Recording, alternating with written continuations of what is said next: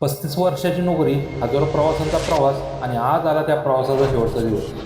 आज आम्ही सहकुटुंब सहपरिवार आलो होतो भुईवाडा बीएसटी कॉलनीमध्ये, कारण आज आमच्या मामाचा बीएसटी सेवानिवृत्तीचा खास कार्यक्रम होता. मामाने बीएसटी मध्ये तब्बल 35 वर्षे 4 महिने प्रामाणिकपणे सेवा दिली आणि हे ऐकताच मला एकदम जाणवलं, मीही 35 वर्षाचा झालो कळलंच नाही. काका सतीश आनंदराव काळे, मंचावर उपस्थित आमचे दुसरे काका संजू काळे आणि सगळे बीएसटी मधले कर्मचारीगण आणि आमचे नातेवाईक.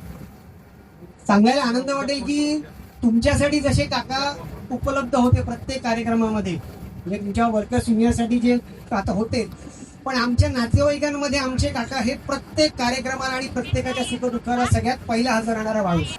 आज आमच्या प्रत्येकाच्या घरातलं कुठलंही कार्य असू द्या, कोणतंही काम असू द्या, आम्हाला हक्काचा जो माणूस आहे तो आमचा सतीश काका. दुसरं सगळ्यांनी कौतुक केलं माझ्याकडं. तुमचं कुठल्या शब्दात तुमचं आभार मानू, माझ्याकडे शब्द बोललेले नाहीत, म्हणून सर्वांचा मी आभारी आहे.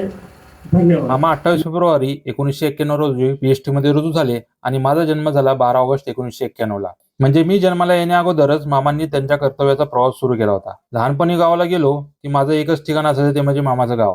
आज लोक पैसे देऊन मुंबई दर्शन करतात, पण ते माझ्यासाठी एकदम फ्री होतं. मामा मला बीएसटीच्या फ्रंट सीटवर बसवायचे आणि भायखळा डेपो पासून सुरू व्हायचा माझा मुंबई फिरायचा प्रवास. बसच्या खिडकीतून दिसणारी ती मुंबई आणि मामा सोबत घालवलेला तो क्षण आजही मनात अगदी जसेच्या तसे आहेत. मामांनी फक्त नोकरी केली नाही, तर त्यांनी कर्तव्य निभावले. पाऊस असो, उन्हाळा असो किंवा सणवार, प्रवाशांना वेळोवेळी सेवा देणे हेच त्यांचं ध्येय होतं. अशा व्यक्तींचा आपल्याला नेहमीच अभिमान वाटतो. आज 35 वर्षांनी प्रवासाला पूर्णविराम मिळाला, पण मामांनी कमवलेला मान, प्रामाणिकपणा आणि लोकांचे प्रेम हे कायम सोबत राहणार आहे. मामा, तुमच्या पुढच्या आयुष्यासाठी मनापासून शुभेच्छा.